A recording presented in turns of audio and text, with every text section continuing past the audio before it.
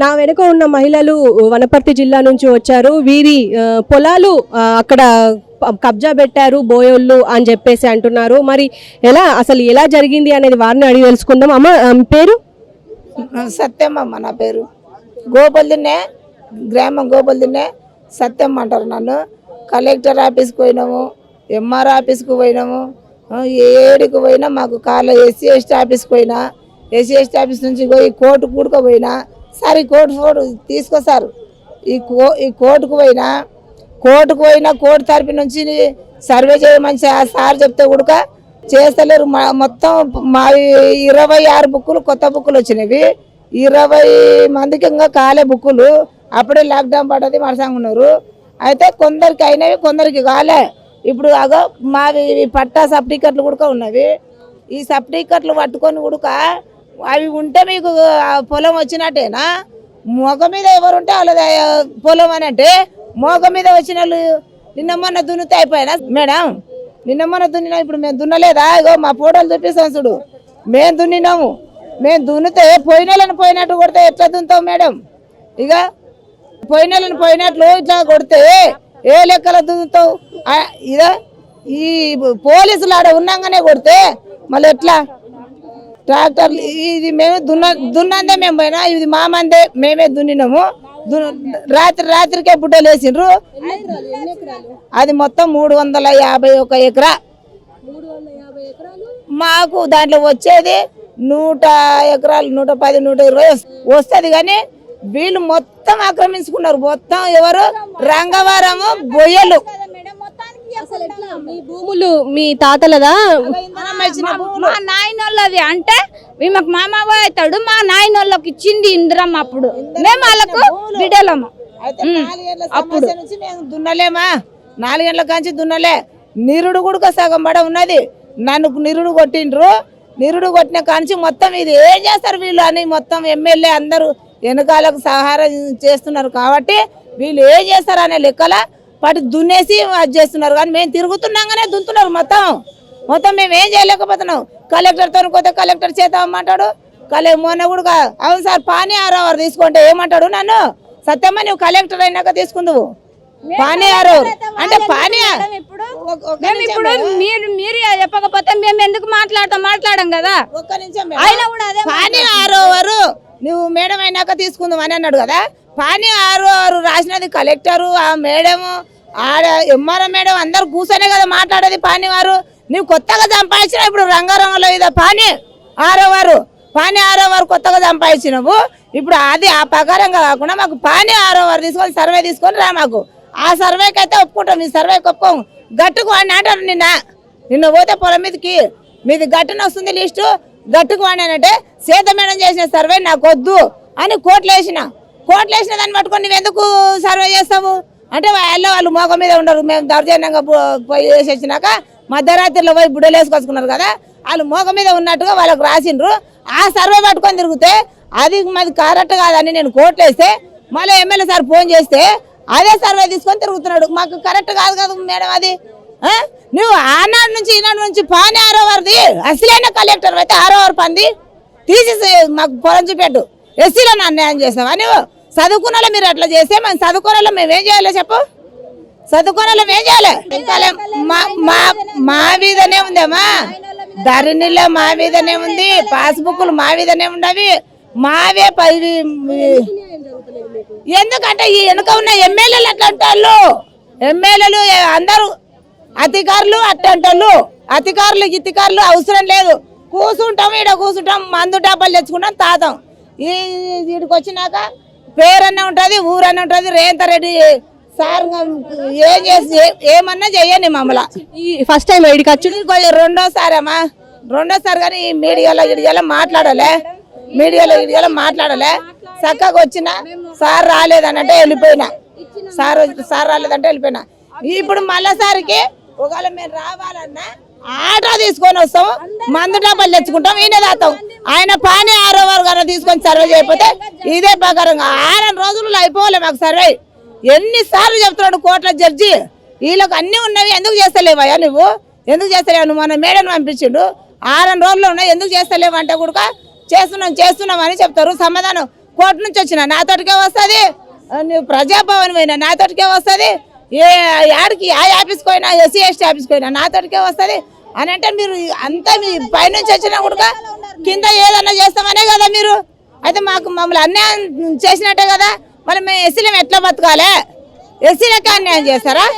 రేవంత్ అన్నను ఎస్సీలో మెట్ట బతకాలి, ఎస్సీ ఎస్టీలకు నేను పాలన ఉంటా, నేను హక్కుదారునుంటా ఒక అక్క చెల్లెన్లకు అని అన్నాడు. ఇప్పటికి వార్తలలో కూడా అదే చెప్తున్నాడు కదా. మాకు అదే న్యాయ ప్రకారంగా రేవంత్ రెడ్డికి, ఉత్తమ్ కుమార్ అన్నకు, బట్టి విక్రమార్కు, సీతక్కకు, రేణుకకు అందరికి మనవి చేసుకొని చెప్తున్నాం మేడం. ఒక్కసారి మేము వాళ్ళని సాల్వ్ చేసుకుంటాం. సీతక్క నెంబర్ మాకు కావాలి. నాకు న్యాయం చేస్తా అనుకుంటున్నారా? చేసేదని మేము అనుకుంటున్నాం. సీతక్క నెంబర్ మాకు మేము వచ్చే శుక్రవారం నాడన మంగళవారం వస్తాం, మాకు సీతక్కను కలిపియండి. మేము సీతక్క నెంబర్ తీసుకుంటాం. మా ఊర్లో సమస్యలు మొత్తం చెప్పేస్తాం. మా ఊర్లో దౌర్జన్యంగా నడుస్తుంది. మా బర్లకు వచ్చేదే కరెక్ట్.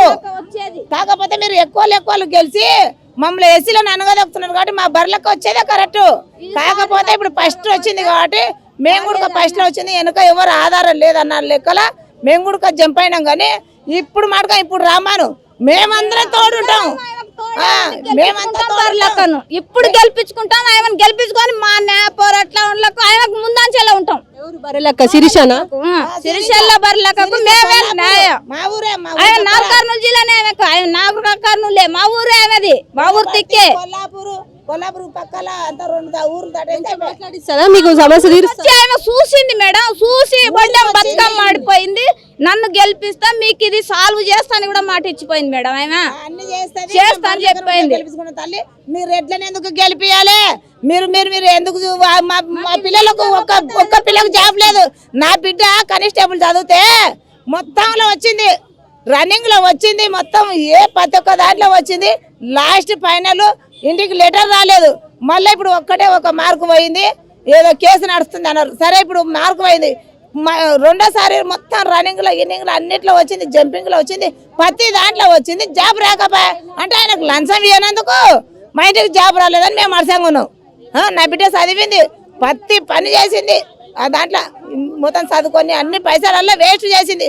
ఇవల్ల ఎందుకు ఈ జాబులు ఇవ్వనప్పుడు జాబులు ఇవ్వాలి, ఏమన్నా సమస్య ఉంటే తీర్చుకోవాలి. సార్ కూడా చెప్పడం తప్పు. మంగళవారం శుక్రవారం ప్రజాభవన్కి వస్తా అన్నది తప్పు. వచ్చినప్పుడు ఆయన ఎన్ని పనులు ఉన్నాయని ఇవ్వాలంటే గోడు పడింది, ఎన్ని పనులు ఉన్నాయని. ఇగో ఇంత జనం వేస్టే కదా. సార్ వస్తాడు మాట్లాడదాం, మాకు తీర్పు అవుతుందనే కదా మేము వచ్చినది ఆకలి అందుకొని. ఇంతవరకు నేను ఛానల్ కూడా తాగలేదు, మళ్ళీ మేము వల్ల వేస్టే కదా. సారు కాకపోతే నీకేమైనా పని ఉంటే అతను చూసుకో, 1 గంట 2 గంటలు మాట్లాడిపో. మేము కాదంటలేము, ఒక్క పని ఉండదు నీకు, 10 పనులు ఉంటావి. నువ్వు 1 గంట సేపు కూర్చొని మాట్లాడిపో. వచ్చిన కాగితాలన్నా తీసుకొని రిపోర్ట్లన్నా చూసుకొని దాని మీద ఓన్లీ సంతకం చేసేస్తారు కదా టక. అది మాకు కావాల్సింది. రేవంత్ రెడ్డి మాకు మంచిగా న్యాయం చేస్తే మళ్ళీ గెలిపించుకుంటాం కానీ నువ్వు ఇట్లే మాకు న్యాయం చేయకపోతే బర్లకు వచ్చేదే ఖాయము. ఖచ్చితంగా న్యాయం జరుగుతుంది. సో చూశారు కదా, రేవంత్ రెడ్డి ఖచ్చితంగా న్యాయం చేయాలి అని చెప్పేసి ఇక్కడికి వచ్చారు. అంటే మనం ఒకసారి చూసాము కొట్టుకోవడము, వాళ్ళంతా పాల్గొట్టుకోవడము ఆ వనపర్తి జిల్లాలో.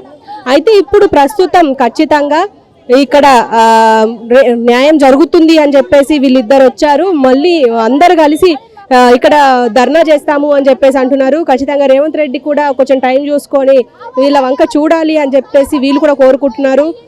సో చూద్దాం వీళ్ళకి న్యాయం జరుగుతుందో లేదో అనేది. ఏ పర్మిషన్ లేకుండా గుడి పక్కన ఉన్న ఖాళీ స్థలాన్ని బీజేపీ ఆఫీస్ కడతామని చెప్పేసి అక్కడికి వచ్చి దౌర్జన్యంగా చేస్తున్నారని చెప్పేసి, అలాగే ఈ వృద్ధులను భయాందోళనకి గురి చేస్తున్నారని చెప్పేసి ఇక్కడికి వచ్చారు. ప్రజావాణిలో వాళ్ళ సమస్య అయినా తీరుతుంది అని చెప్పేసి మనం కూడా కోరుకుందాం. సార్ మీ పేరు? నా పేరు రంగాచార్య అండి. నా పేరు. నమస్కారం సార్, ముఖ్యమంత్రి గారికి నమస్కారము. మాది వంశపారం నుంచి వస్తుంది సార్. అది బిఫోర్ 500 years ఉన్నది. ఈ మధ్యలో వాళ్ళకు దేవాలయం టెంపుల్ బాగు చేయమని కొంతమందికి ఇస్తే వాళ్ళ తర్వాత ఇందులో మీది ఏమి లేదని చెప్తున్నారు సార్. వాళ్ళ మీద 20 మంది మీద నోటీస్ ఇచ్చాము సార్. ఈ ట్రస్ట్ క్యాన్సిల్ చేయమని. ఆ తర్వాత గుడి పక్కనే ఒక దేవాలయంలో ఒక 50 గజాలు ఉంది సార్. అప్పుడు ఒక చిన్న రూమ్ ఇచ్చాం సార్ వాళ్ళకు ఏదో లెక్క రాసుకున్నామని. వాళ్ళు ఇప్పుడు దాన్ని కూలగొట్టేసి ఒక బీజేపీ దాన్ని ఏమంటారు పార్టీ పెట్టారంట, పార్టీ ఆఫీస్ పెట్టారంట. నేనన్నా ఈ పర్మిషన్ ఎవరు ఇచ్చారు సార్ అంటే ఒక కలెక్టర్ గారు ఇచ్చారు, కిషన్ రెడ్డి గారు ఇచ్చారు. అయినా సార్ కిషన్ గారి ఈ ల్యాండ్ విషయంలో కిషన్ రెడ్డి గారికి ఆయనకు ఏం మాట్లాడి ఉన్నా సరిపడానికి, మరియు కలెక్టర్ గారికి కూడా వాళ్ళకు ఏం మాట్లాడింది సార్. మా దేవాలయంలో మా ఓన్ దేవాలయం సార్. ఇంకోటి వాళ్ళు పని స్టార్ట్ చేస్తారు సార్. ఆ పని వెంటనే మీరు వచ్చి ఆపేసి అక్కడ నియరెస్ట్ పోలీసు కంప్లైంట్ ఇచ్చాము సార్. ఏసీపీ గారికి ఇచ్చాము, డీసీపీ గారికి ఇచ్చారు. అందరూ వెరిఫై చేశారు, ఎంక్వైరీ చేసుకోమని చెప్పారు సార్. వాళ్ళు ఎంక్వైరీ చేసుకున్న తర్వాత ఆ సార్ వెళ్ళిన తర్వాత పంచదార మీరేం భయపడకని చెప్పారు సార్.